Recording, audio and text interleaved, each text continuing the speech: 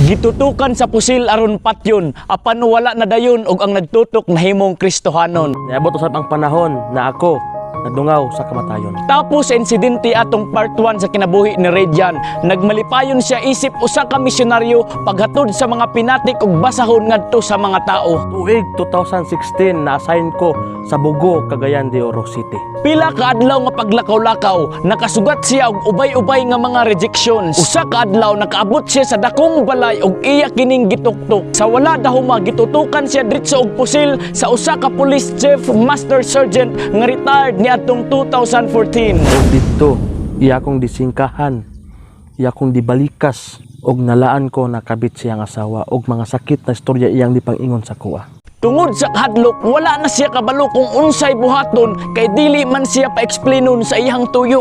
Iya kong dignan, finally, nasakpa na yung tika. Og iyang didot ang pusil sa kong ulo.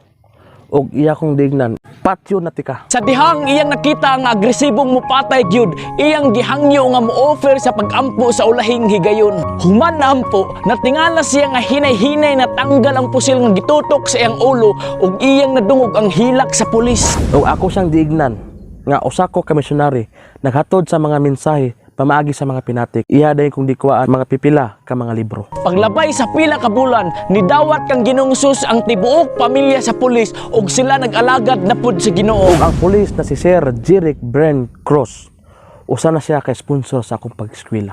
O gisuginlan siya sa pulis nga ang hinungdan sa iyang pagkalma ug nganong wala madayon pagbuto ang pusil kay tungod sa diha nga si Radian nagampo, iya nauntang kabliton ang pistola. Nakakita siya og usa ka tawo sa iyang atubang nga silaw kayo ug gigunitan ang pistola ug ginahinay pagbaba.